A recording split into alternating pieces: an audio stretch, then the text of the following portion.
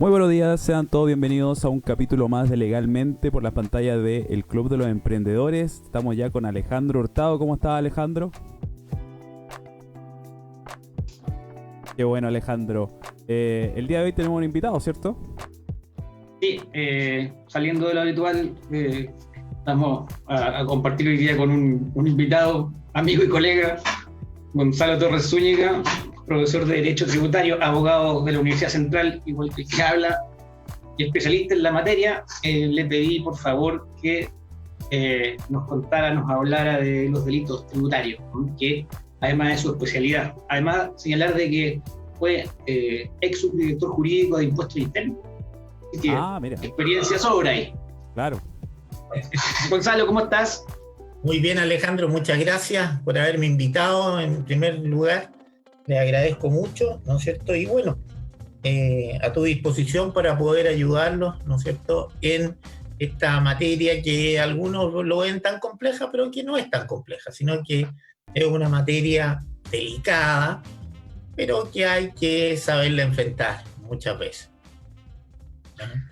Así es, sí. Muchos dicen que el derecho tributario es complejo. De hecho, en los propios estudiantes lo podemos presenciar. Pero efectivamente es un tema bien interesante lo relativo a los delitos tributarios. Y ahí nos gustaría, tanto a mí como a Óscar, que nos comentara en términos generales, principalmente, en qué consisten, cuáles son los tipos penales que existen y exactamente, digamos, cómo funciona esto, porque son delitos distintos a los que comúnmente nosotros podemos ver en los medios de comunicación, ¿no es cierto?, en redes sociales. Son muy, muy específicos. Coméntenos un poco respecto de aquello. Bueno, en primer lugar, quiero señalar que quien está a cargo de ejercer la acción penal, porque esa es la controversia que hay en nuestra sociedad, el único que puede interponer una querella criminal por delitos tributarios es el director del Servicio de Impuestos Internos. Es decir, incluso con las normas adecuatorias a la reforma procesal penal y con los intentos que se han hecho para modificar esto, no ha habido, y continúa la acción penal dentro de un organismo del Estado, dependiente en el fondo del Ministerio de Hacienda, que tiene esta facultad de iniciar, de poner en movimiento, ¿no es cierto?, al Ministerio Público, ¿no es cierto?, a través de la querella o una denuncia también podría ser. También puede ser, claro. Pero esa es la polémica que se genera, al igual que la acción, ¿no es cierto?, por los fraudes aduaneros, ¿no es cierto?, y otras que son acciones penales exclusivas que tienen, ¿no es cierto?, estos organismos del Estado. Ahora, los tipos penales, en cuanto a los tipos penales, los tipos de mayor gravedad penal evidentemente tienen que ver con los impuestos sujetos a retención o recargo. Llamemos IVA, llamemos impuesto a la renta, los dos que más, ¿cierto?, la gente ubica. Y evidentemente el que tiene mayor penalidad, que hasta 15 años, es el que maliciosamente obtuviere devoluciones del impuesto que en él lo corresponde. Es decir, la devolución del IVA exportador. Cuando la persona solicita, hace su declaración, y ahora hay modificaciones en toda la ley de modernización, hubo modificaciones, ¿no es cierto?, en cuanto al procedimiento para solicitar esta solicitud de devolución del IVA al Servicio de Impuestos Internos. Entonces, ese es un delito grave, muy grave dentro de nuestro ordenamiento. También ciertas devoluciones de impuestos en el impuesto a la renta o obtención de franquicias tributarias en Magallanes, la ley, ¿no es cierto?, todos estos beneficios tributarios que hay en la zona austral de nuestro país. Y el otro delito tributario, ¿no es cierto?, de mayor gravedad también es el IVA, el aumento de crédito fiscal con facturas falsas. El problema de la factura falsa no ha terminado. Ese es un problema que continúa, sigue latente, porque la factura electrónica, muchos pensaban que esto iba a terminar con la factura electrónica. Y eso no, porque hay una falsedad material y hay una falsedad ideológica. Y aquí contribuyentes que tienen timbraje electrónico, que tienen un negocio, que pagan impuestos, bueno, algunas veces se ven tentados a vender un instrumento, ¿no es cierto?, para que esta persona pueda ocupar después ese crédito fiscal. ¿Ah? Entonces, esto de la factura falsa no ha terminado. Se pensaba que iba a terminar, Alejandro, con esto de la incorporación de las facturas electrónicas, porque ahora el Servicio de Impuestos Internos, que yo creo que dentro de la administración del Estado es el mejor servicio, sin lugar a dudas, tanto así que lo han recargado con funciones que no debe tener, a mi juicio, no debe tener el Servicio de Impuestos Internos, que ahora le hayan encargado esto de los bonos a la clase media, y han colapsado los sistemas y las materias tributarias, lo que debe ver el servicio no lo puede ver porque está colapsado. Creo que es un error, eso te lo comento así, porque muchos de los que nos dedicamos a esto hemos visto cómo los funcionarios del Servicio de Impuestos Internos realmente se han sacado la mugre en todo esto para ayudar y hacer posible estos bonos, pero han recibido muchísimas críticas. Pero no es problema de ellos, sino que es un problema del Ejecutivo y el legislador. ¿Cómo se le ocurre darle esa facultad? Darle esa facultad para que hagan todo eso cuando los sistemas no están adaptados para ello, sino que están adaptados para otras cosas. Es una locura eso, Alejandro. Eso a lo mejor pues, es un tema, ¿no es cierto?, que podemos discutir en otra oportunidad, pero eso realmente es una locura. Satura el sistema tributario, en definitiva. Yeah. Pero volviendo, ¿no es cierto?, a lo que te decía, yo diría que esos son los delitos de mayor gravedad y eso tiene, ¿no es cierto?, hasta una pena, ¿no es cierto?, de 10 años, ¿no es cierto?, podrían llegar las penas de 10 años. Ahora, los delitos tributarios, por regla general, son simples delitos, hasta 5 años.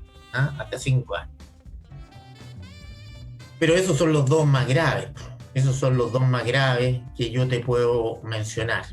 Ahora, existen otros delitos, pero se han dejado de ocupar. Por ejemplo, ya cuando hay esto de cuando se clausura un establecimiento comercial porque no da boleta, ¿ya? Pero esta conducta es reiterada, bueno,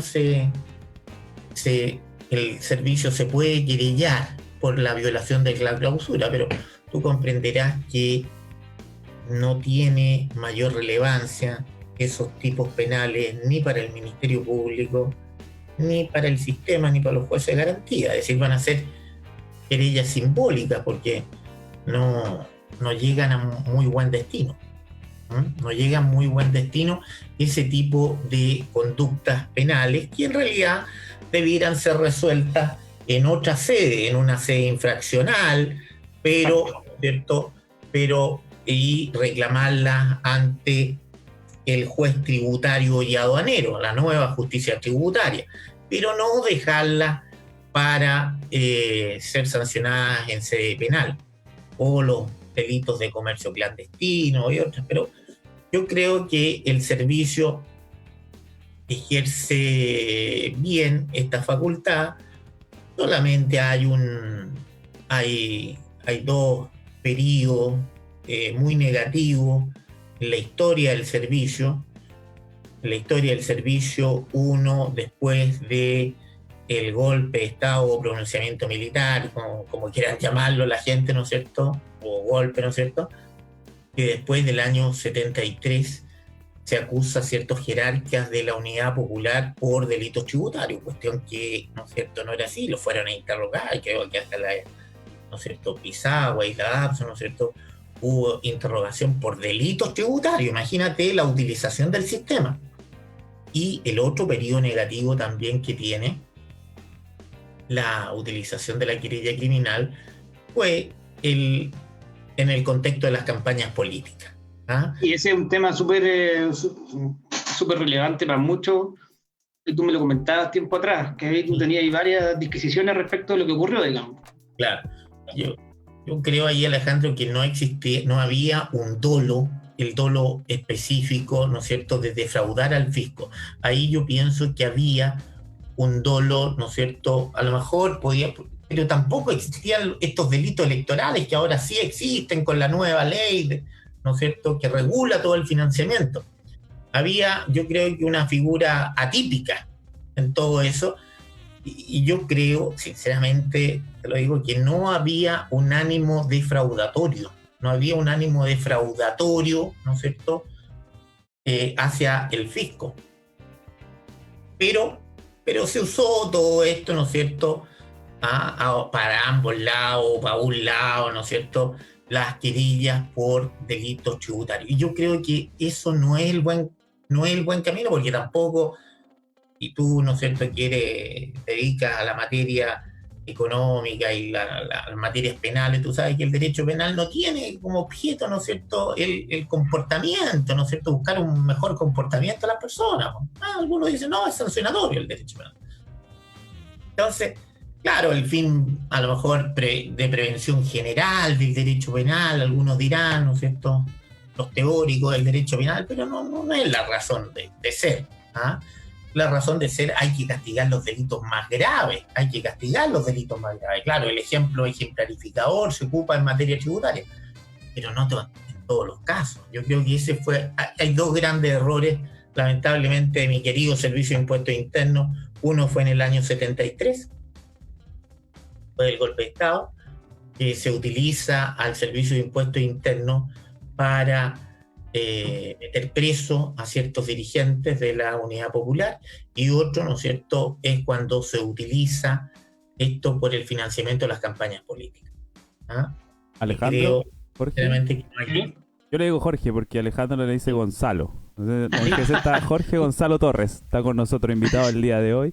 Acá la gente en Facebook está preguntando ya, Eugenia, dice buenos días a ambos, dice preguntas, se pueden plantear preguntas, pero claramente estamos esperando que la gente acá haga sus consultas. Absolutamente, esa es la idea. Así es, así que cualquier cosa yo la estaré leyendo y los voy a estar interrumpiendo, así que pregúntenos.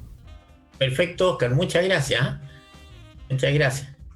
Oye, respecto a los plazos de prescripción de la acción, ¿son similares a los que se aplican en el derecho penal común? Lo mismo, ¿no es cierto? Los mismos plazos de prescripción.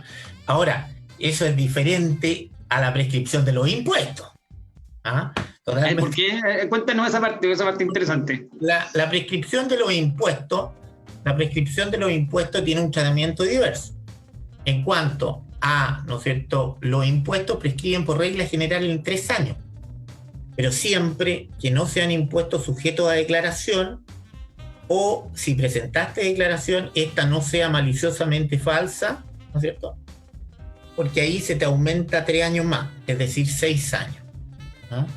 Entonces, hay que tener, ¿no es cierto?, porque hay dos acciones, la acción penal y está la acción civil, el pago de los impuestos, por lo que, obviamente, sí. Lo que, ¿no es cierto?, dejaste de enterar al fisco de Chile, porque al fisco de Chile lo que le interesa, ¿no es cierto?, ahora el pago.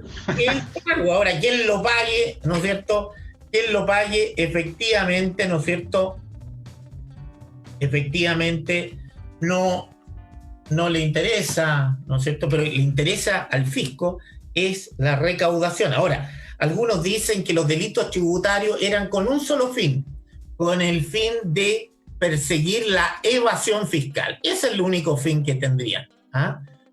Bueno, pero yo considero que respecto a las grandes defraudaciones, nunca va a conseguir el pago de los impuestos. Jamás, porque ya la plata se la quitaron. Por ejemplo, uno de los casos más conocidos fue de Feliciano Palma-Matu. Feliciano Palma-Matu en la época de los 90, después Corma Magallánica, ¿no es cierto?, y otros casos, ¿no es cierto?, que han tenido cierta connotación o cierta relevancia. Hoy me preguntan aquí algunos estudiantes por interno, ¿cuál sería la diferencia entre la evasión tributaria y la elusión tributaria? Claro. Ahora hay diferencias claras porque la elusión, ¿no es cierto? Tú tienes un ánimo de eludir, pero por abuso o simulación. ¿Ah? Hay dos figuras ahora que están tratadas en el cuarto bis, cuarto ter, cuarto quater del Código Tributario. ¿Ah? Y son el abuso y la simulación de, ¿no es cierto?, utilizar mecanismos para, en el fondo, defraudar al fisco, pero solo en materia impositiva, ¿no es cierto? Y eso, sinceramente, Alejandro, es muy difícil de lograr. Es más, te puedo decir que no hay ningún caso en estos momentos llevado por elusión tributaria ante los tribunales tributarios, porque es una materia civil. Hay un contexto en que todavía, ya habiéndose dictado esto desde el año 2014, no hay ningún caso de elusión tributaria. ¿Ah? Porque la elusión, al igual que ¿no es cierto?, que la acción penal, la lleva el director del servicio y tiene que plantearlo al juez tributario y aduanero. Y el juez tributario y aduanero es el que va a calificar si hay elusión tributaria o no, si hay abuso del derecho o si hay, ¿no es cierto?, una simulación, hay actos simulados. ¿Ah? Hay actos simulados, la verdadera data de nacimiento, la obligación tributaria. ¿Ah? Eso. En cambio, en el delito, bueno, el ánimo es totalmente defraudatorio. ¿Ah? El ánimo es totalmente defraudatorio. La regularidad del acto, la multiplicidad de las acciones. Pero están en un límite. ¿Eh? Estas figuras están en un límite que es muy difícil de determinar. Y es solo elusión o si también hay evasión. Porque la evasión se combate con los delitos tributarios y la elusión se combate a través de los procedimientos, el nuevo procedimiento antielusión, ¿no es cierto?, que está estructurado en el Código Tributario. Pero hasta el momento no hay ningún caso presentado ante los tribunales tributarios y aduaneros de los cuales yo tenga conocimiento. ¿Ah? Ninguno. No se ha llevado ningún caso. Pero antes de la reforma, algunos autores, o en Chile específicamente, se señalaba que era utilizar los vacíos legales, la elusión. ¿Ah? Y eso era lícito. Se llamaba que la gente eso era lícito.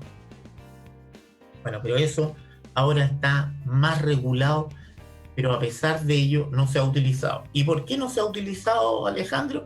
Es porque se copió textualmente esta legislación de la legislación extranjera. Te diría que es la misma legislación que yo estudié en España, ¿no es cierto?, en los decretos reales, ¿no es cierto?, la misma legislación española la trataron de imponer allí en Chile.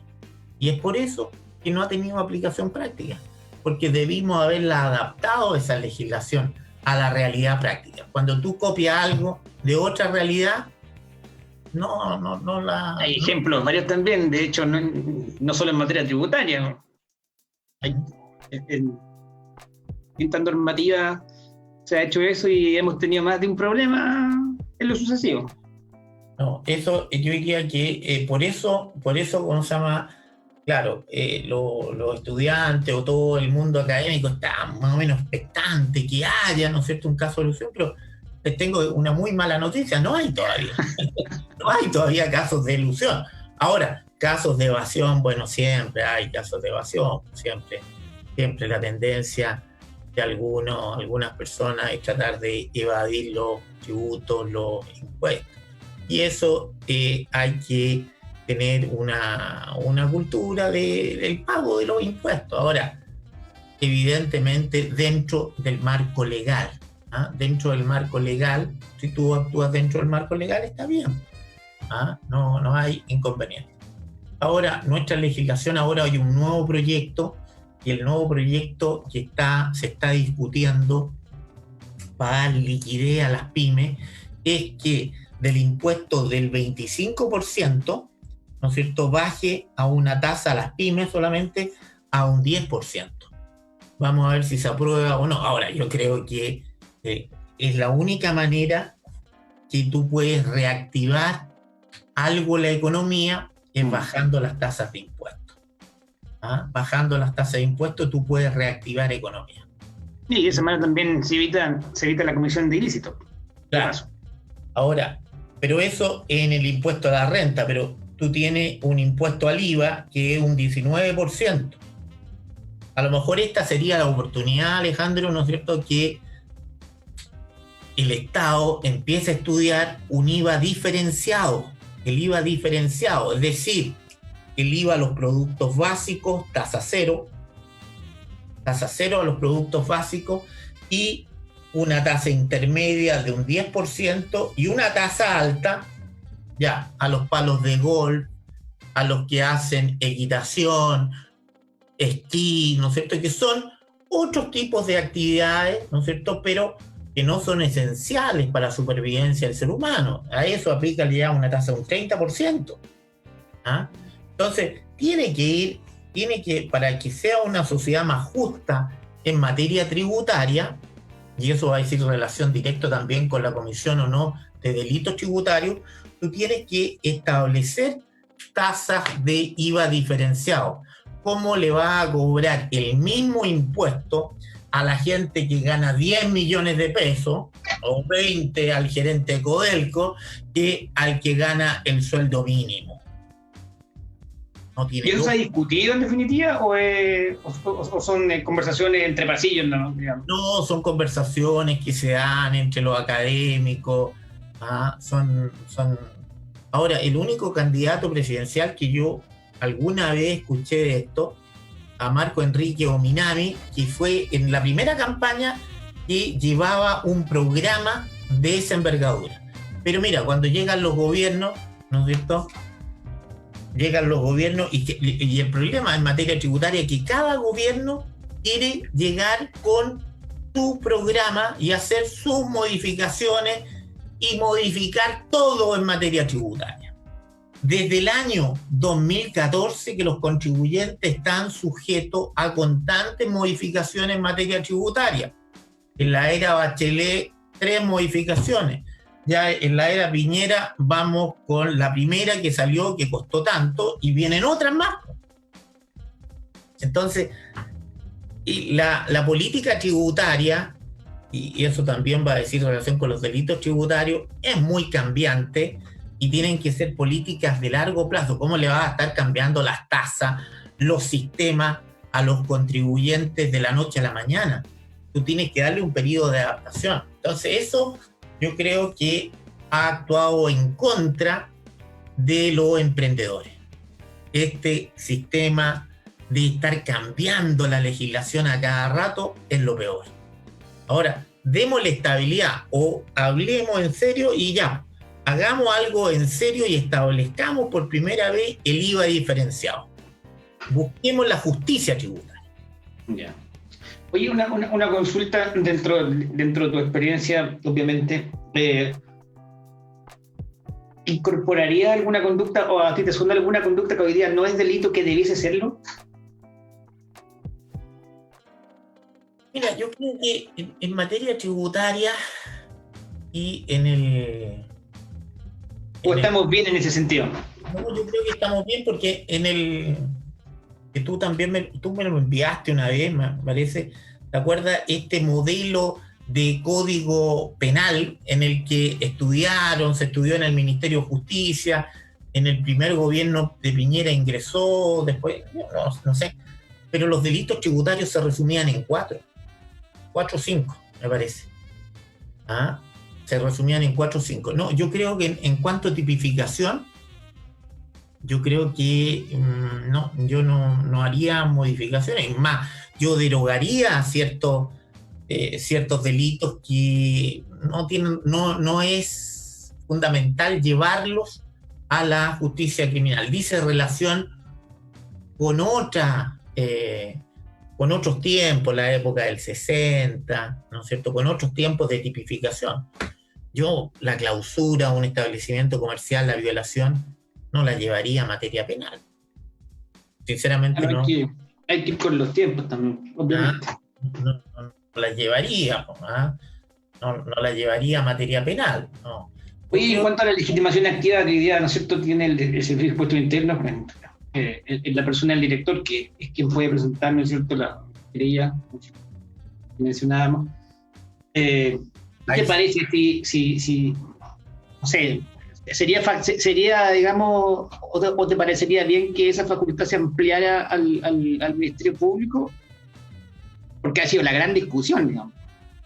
El Ministerio Público se queja, digamos, de muchas oportunidades de que no tienen esa facultad.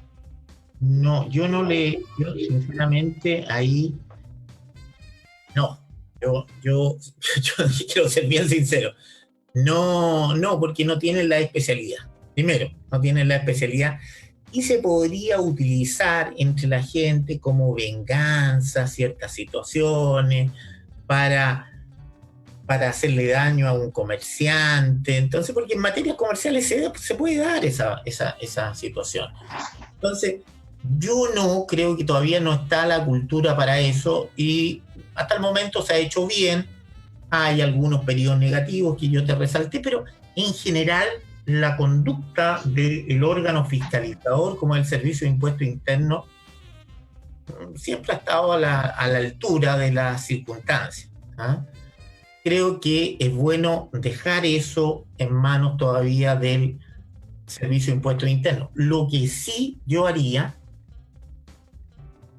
o creo que eso se ha establecer en la ley parámetros más objetivos, porque no lo existen, para que el director tomara la decisión. Por ejemplo, caso español, sobre de determinado monto de dinero. ¿Ya? Suponte, en Santiago habrá un parámetro, yo te diría, sobre los 100 millones de pesos, ¿no es cierto?, para una querella por delitos tributarios, en un monto de perjuicio.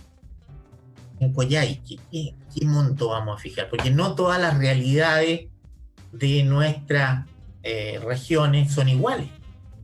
Hay actividades que tú tienes mayor, ¿no es cierto?, productividad, otras menos. Entonces, esto de establecer parámetros, bueno, va a decir también en relación con las realidades de carácter regionales. O cuántos números de conductas delictivas. Pero que hay que fijar parámetros hay. Ahora, esos parámetros existen, pero al interior del Servicio de Impuestos. Hubo una circular que sí, una instrucción en que sí se establecieron algunos parámetros. Pero no fue lo suficientemente buena. Pero hay que explicitar los caracteres, hay que ser más transparente en eso. Bueno, pero en la actualidad yo creo, bueno, este año no creo que tantas, pero se deben interponer en un año normal entre 60, 80 querellas, 100 querellas, eso sería en un tiempo normal. Este año no sé, sinceramente no sé cuántas se han interpuesto. Ahí veremos después el próximo año la cuenta pública del director de Impuestos Internos. Veremos cuántas querellas se han interpuesto. Pero yo dejaría eso, ¿no es cierto?, en manos del Servicio de Impuestos Internos y regularía esto a través de una ley, ya incorporarla en el Código Tributario. O, finalmente, como debieran ser todos los delitos, estar incorporados en un Código Penal único y no tuviéramos tantas leyes especiales, Alejandro. Eso es un drama. De hecho, yo se lo decía a mis alumnos el día de ayer cuando hacíamos referencia en Derecho Penal, en los fundamentos del Derecho Penal, como se denomina acá en la universidad, y le hacía precisamente ese alcance respecto de de que tenemos un código penal, pero al mismo tiempo tenemos una cantidad de leyes penales especiales que yo creo que en ninguna parte existe más que en este país. Sí, debe ser un cuerpo legal único, sin duda. Así es. Oye, Gonzalo, y más allá, digamos, de los delitos que nos mencionas, también hay varias infracciones en materia tributaria, para hacer la distinción, digo yo. No, hay que hacer distinciones, ¿no? En materia tributaria, como todo, hay que hacer ciertas distinciones.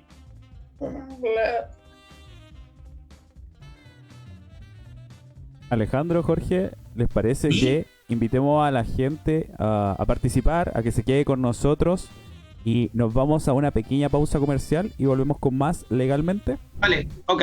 Vamos a una pausa y volvemos. Perfecto.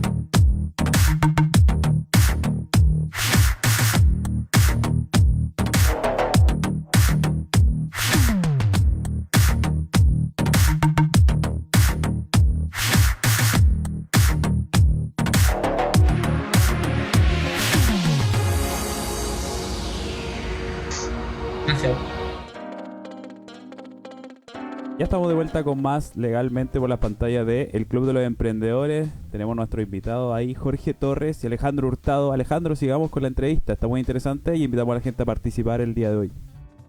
Vale, sí, pues, habíamos quedado en eso, en esta idea de hacer una diferencia, porque uno generalmente la sabe, pero los chiquillos que están estudiando muchas veces es bueno hacer ese alcance en la diferencia entre un delito tributario y una infracción tributaria, y cuáles son las más recurrentes. Claro. Las infracciones tributarias, ¿no es cierto? Se dice que solamente hay una culpa, una negligencia. Por ejemplo, una infracción tributaria, y la más recurrente, pero que, ¿no es cierto?, podemos mencionar el no entregar la boleta, pero nosotros sabemos que ya la boleta ahora está cambiando, ¿no es cierto?, porque es el voucher que te entregan cuando tú pagas con tarjetas de crédito, débito. Esa sería la boleta, y eso es muy difícil de escapar a eso. Pero cuando tú pagas en efectivo, efectivamente ahí te tienen que dar una boleta. Ahora ya sea electrónica, porque te va a implementar esto de la boleta electrónica, o todavía la boleta manual, la que te dan, la que está en un cartoncito y te colocan la cantidad. Sobre 180 pesos te tienen que dar la boleta, ¿ah? Entonces, al contribuyente que lo sorprenden no otorgando la boleta se le cursa una infracción. Eso es, ¿no es cierto?, la infracción más recurrente que hay en materia tributaria.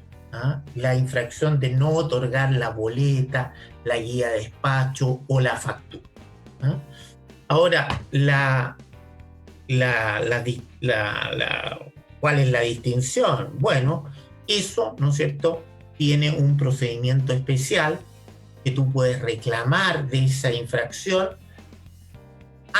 Primero hay una instancia administrativa, tú podrías reclamar a una instancia administrativa que un plan que tiene el Servicio de Impuestos Internos. Entonces te dicen, bueno, si usted paga la mitad de la multa y no reclama, usted, ¿no es cierto?, se le da este beneficio de condonarle la mitad de la multa. Ese es. Lo otro es que el contribuyente reclame directamente ante el Tribunal Tributario y Aduanero. Ahora, ¿por qué esto el reclamo? Porque, bueno, en algunos casos, imagínate, no entregan una boleta o algo, le podrían aplicar la clausura del establecimiento comercial o industrial o la sección que corresponda hasta por 20 días. Entonces, no es tanto la multa en dinero, sino que esto de cerrar el establecimiento comercial. ¿Por qué cuando un establecimiento comercial, ¿no es cierto?, dice cerrado por el Servicio de Impuestos Internos, clausurado? Claro, provoca cierto temor y es una muy mala imagen para los comerciantes. Una muy mala imagen. Entonces, yo diría que esa es la distinción, porque las infracciones tributarias hay procedimientos, ya sea interno o ante la justicia tributaria y aduanera para reclamar de eso. En esos casos, creo que, bueno, esa labor se cumple y se cumple bien. Yo creo que, y con todos estos medios electrónicos, es más difícil que, ¿no es cierto?, no se pague el IVA. Eso es más difícil. Ahora, pero siempre depende del grado de tecnología, porque no en todas partes nuestro país está tan tecnologizado. Incluso con esta pandemia hemos visto las graves falencias que tenemos en materia informática, en materia de conexión, con las redes digitales. ¿No? Hay partes que llega a internet. Que quedó de manifiesto efectivamente con el tema del COVID. Esa y muchas más, y entre esas precisamente el tema de internet y la tecnología. Entonces el servicio tiene que también entender que hay otras realidades en nuestro país. No todo es tan digital, sino que hay otras realidades. No puede hacer valer la realidad que tenemos aquí en Santiago, que somos más privilegiados en cuanto a las tecnologías que en cuanto al resto del país. Entonces, las cosas aquí es muy diferenciado. De una dirección regional a otra es un mundo de diferencia, de las direcciones regionales. La dirección regional de Arica no tiene nada que ver con la dirección regional de aquí de Santiago Centro o la dirección regional Grandes Contribuyentes. Nada que ver. En realidad es totalmente distinto. Entonces, eso es lo que hay que cuidar. Hay que tener una mirada, ¿no es cierto?, del país. Y yo creo que eso el servicio lo ha hecho bien. Quiere entrar a una era más digital, pero siempre no puede olvidar que hay una parte del país que no tiene esa era digital como todos la quisiéramos. No existe todavía, pues, Alejandro. Eso no existe. Así que esperemos que esto de la pandemia nos ayude, en el fondo, a mejorar nuestra tecnología y que el Estado también, como ente regulador de todas estas actividades, entre realmente a fiscalizar a estas empresas, porque muchas veces incluso uno hasta en la casa ha tenido problemas de conexión, pues. Y eso que tú pagas tu plan, todo, y no te ofrecen el servicio que que te prestan en el fondo. Hoy en términos generales, tú que estuviste ultra vinculado con el Servicio de Impuestos Internos en su momento y por muchos años por lo menos, hoy día te preguntan a ti cuáles son las modificaciones que debiesen hacerse al Servicio de Impuestos Internos en términos de operatividad, etcétera. ¿Cuál es tu visión de ello? Más o menos.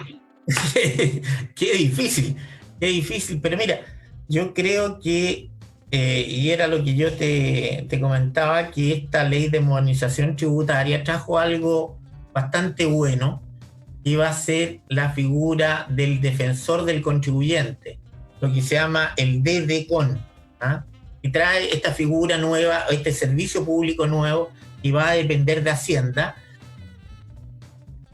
y que hay que estructurarla, va a empezar a regir en 2 años más, y eso va a generar, al principio, como todas las cosas, un gran problema con el Servicio de Impuestos Internos, porque ese defensor del contribuyente va a poder representar a los contribuyentes, a las pymes o a los contribuyentes de menores recursos, e incluso va, porque si bien es cierto, no tiene un poder de fiscalización sobre el servicio, pero sí va a ser un contrapeso al servicio, porque el servicio, claro, como poder fiscalizador tiene grandes facultades. Ahora, ese defensor del contribuyente va a ser tanto o va a representar tanto las partes en materia civiles como tributarias netamente, como también penales eventualmente, ¿o no? No, en penales no. En materia penal no sé, no. Qué buena esa aclaración, porque pareciera ser que podría,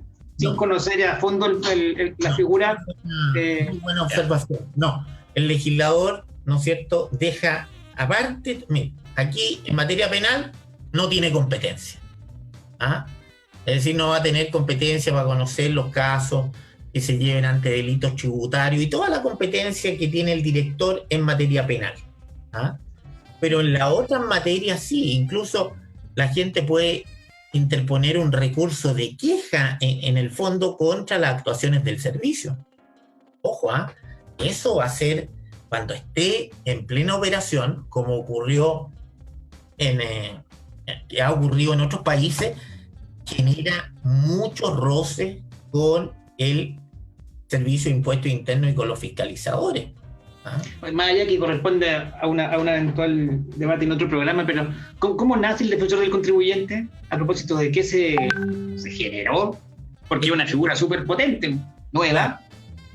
Yo creo que fue una de las cosas buenas que está incorporada en nuestra ley de modernización tributaria. Y esto viene, ¿no es cierto?, porque hay que hacer los frenos y los contrapesos entre un organismo del Estado. Tiene que haber algún tipo de contrapeso. No puede ser que un organismo tenga tanto poder, sino que tiene que tener algún tipo de freno. Esto va a frenar en cierta medida ciertas actuaciones que pudieran ser catalogadas como abusivas. Abusiva. Esto antiguamente, pero ahora hay más control. Claro, se podían denegar ciertos actos, pero y no se fundamentaban adecuadamente. Con la ley de procedimiento administrativo, con todo, eso ha cambiado. Las denegatorias, los actos de los contribuyentes deben tener un porqué para que la persona entienda el por qué me negaron la actuación. Porque no te pueden decir no porque no. No, visto los antecedentes, no ha lugar porque no le corresponde. No, pues esa no es una respuesta.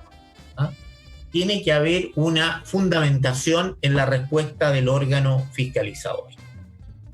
Y esto viene a ser un contrapeso. Ahora, esto no es ninguna novedad, nosotros tampoco hemos descubierto la pólvora en esto, nada. Es una institución que opera en otros países. En otros países está dentro del mismo servicio, hay un departamento que se llama el defensor del contribuyente. Aquí se prefirió sacarlo del servicio, pero estando dentro de Hacienda, del Ministerio de Hacienda. Hacienda maneja en el fondo, se coordinan con Hacienda, la tesorería aduana, servicio de impuestos internos y la unidad de análisis financiero. ¿Ah? Es decir, yo diría que esos 4 organismos, más ahora el defensor del contribuyente, es lo que podría decirse es la agencia tributaria chilena o la administración tributaria chilena. ¿Ah? La administración tributaria chilena, en el fondo, o 4, si tú dejas la UAF afuera, pero en otros países la UAF o las unidades de análisis financiera para velar esto, que no haya estos delitos ¿no es cierto?, de lavado de activos, están dentro de la administración tributaria. La UAF tiene muy poco personal, son como 80 personas. Muy, muy poco personal. Entonces, muchas actuaciones se la encargan al Servicio de Impuestos Internos, en colaboración. Entonces, yo creo que eso debiera, en una reforma, debiera pasar a formar parte del Servicio de Impuestos Internos, o mantenerlo así, pero, ¿no es cierto?, en una agencia tributaria, etcétera, ¿no? Es decir, si tú quieres cambiar o hacer una modernización en serio del Estado de Chile en materia de administración tributaria, bueno, tienes que refundar estos 3 organismos y crearlo en uno solo, que tengan sistemas compatibles, porque no hay sistemas compatibles muchas veces, cada uno tiene su sistema informático, no conversan los sistemas informáticos, etcétera.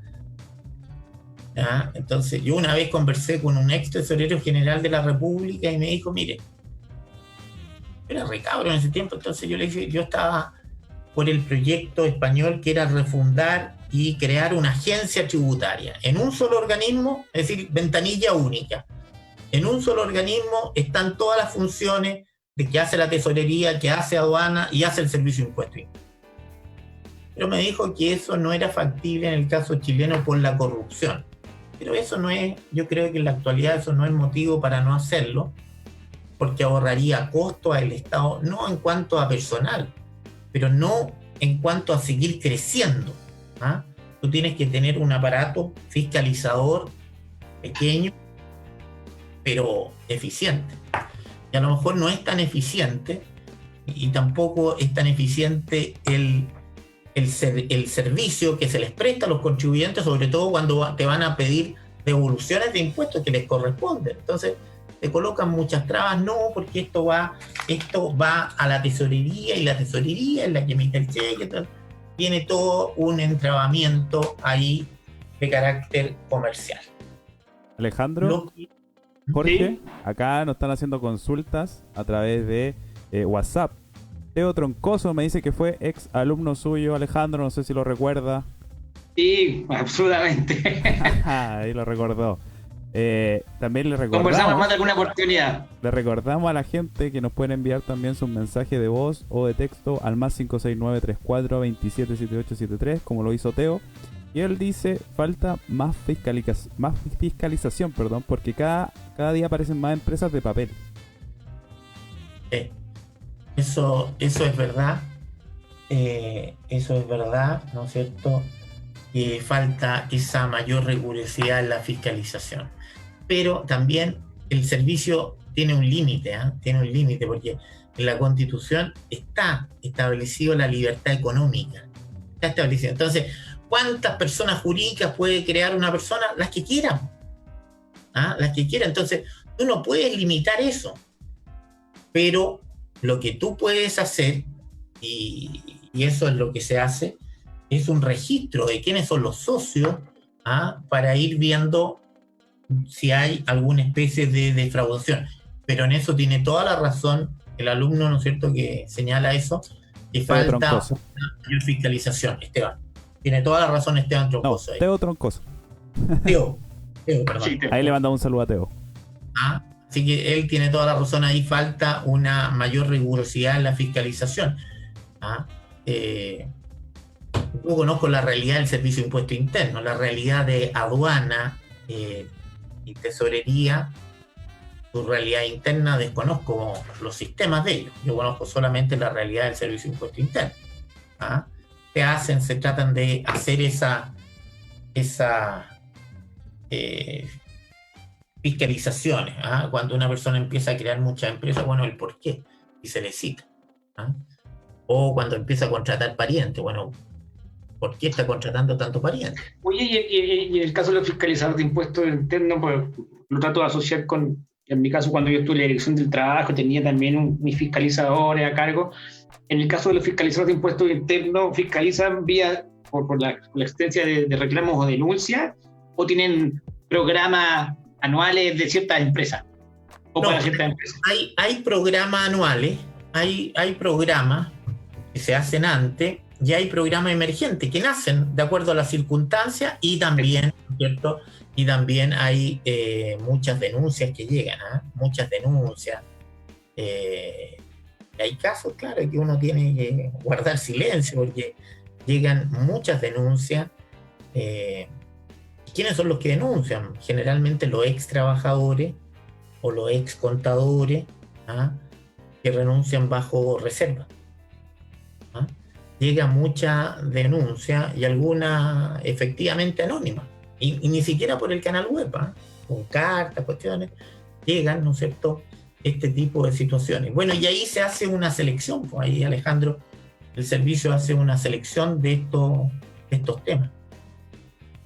No es tan arbitrario en eso, hay que ver si efectivamente hay, o cuando los cónyuges están en procesos de divorcio, fíjate que se denuncian entre ellos, o el que es demandado denuncia a la otra persona por evasión tributaria. Entonces, bueno, hay que citar a la persona. ¿Por qué? ¿Por qué viene esta denuncia? Saber el por qué, porque el servicio no sabe que están en un juicio de divorcio. Exacto, lógico. Entonces, yo creo que el servicio es muy prudente en eso. Sinceramente, creo que los fiscalizadores, y uno cuando ya ha conocido otros servicios del Estado, uno de los servicios que funciona bien es el servicio de impuestos internos. Siempre que el legislador y el ejecutivo no le entreguen otras facultades que no tiene por su naturaleza. Ojalá que no le encarguen ahora el servicio de impuestos internos la votación de la nueva constitución, que se vote a través de la página del servicio de impuestos internos, o que haga las funciones del CERVEL, porque eso es lo único que falta acá, que le den ese tipo de atribución. No, en serio, te lo digo en serio, porque ya... No, sí, pero no me sorprendería, digamos. Ahora tú entras a la página, bono, otra cuestión más, y si es normal, váyalo a ver. Y te metí y te quedáis pegado ahí media hora porque no podías ingresar. A muchos conocidos les sucedió eso, quisieron entrar por temas completamente distintos y fue imposible. Entonces, colapsó completamente, sí. Claro. Y Oscar, esa Oscar, no es responsabilidad del servicio, Alejandro, no es responsabilidad del servicio, sino que el legislador, ¿cómo se le ocurre entregar esa facultad a un organismo que sus bases están preparadas para otra normativa? Pueden ser muy buenas las bases, pero están diseñadas para otro sistema, no para esto. Bueno, pero a pesar de todo han salido adelante, y esperemos que sigan saliendo adelante, pero que no le entreguen otras funciones, y que la nueva constitución la podamos votar efectivamente, pero no en la página del Servicio de Impuestos Internos. Alejandro, Jorge, ya nos quedan 5 minutitos de programa, nos vamos a comenzar a despedir. No sé si tienen alguna reflexión final sobre el tema del día de hoy, delito tributario. No sé, Gonzalo. Bueno, voy a decir que ojalá el legislador o los que, ¿no es cierto?, tienen que preocuparse de estos temas, entremos derechamente ya a estudiar a través de las universidades una modernización en serio del Estado, o si partamos con la administración tributaria.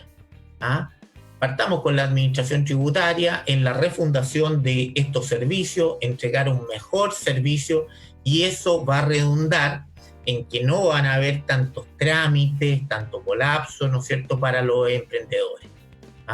Yo creo que hay que empezar por algo. Empecemos con un estudio para, ¿no es cierto?, modernizar el Estado, específicamente a través del Ministerio de Hacienda, y crear la hacienda pública y no tener distintas capacitaciones, sino que una hacienda pública completa. Pero ojalá se tome algún día en cuenta o a través de la universidad podamos hacer estos estudios.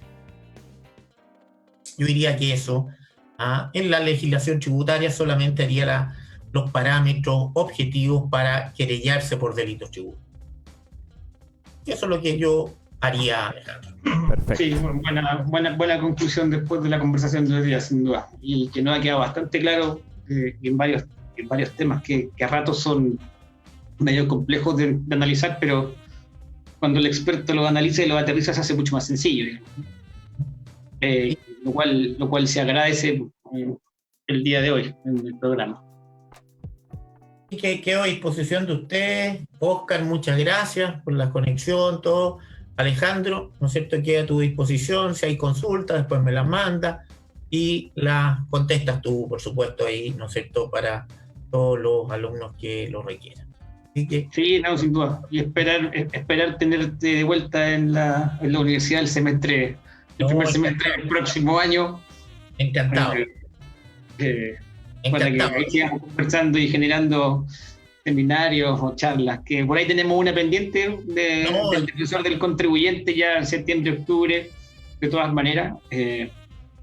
Así que, bueno sería. Creo que hay harto tema que tocar aquí en materia tributaria. Muchísimo. Así que a tu disposición. Muchas gracias. Muchas gracias, que estén muy bien. Agradecemos a Jorge que estuvo hoy día, abogado especialista en Derecho Tributario, docente y ex subdirector jurídico del Servicio de Impuestos Internos. Y a Alejandro, que ya es nuestro animador. Agradezco acá su presencia y ha traído un gran invitado para el día de hoy. Lo esperamos el próximo jueves de 11 a 12 con más Legalmente. Chao, chao. Chao, chao. Gracias. Chao, chao.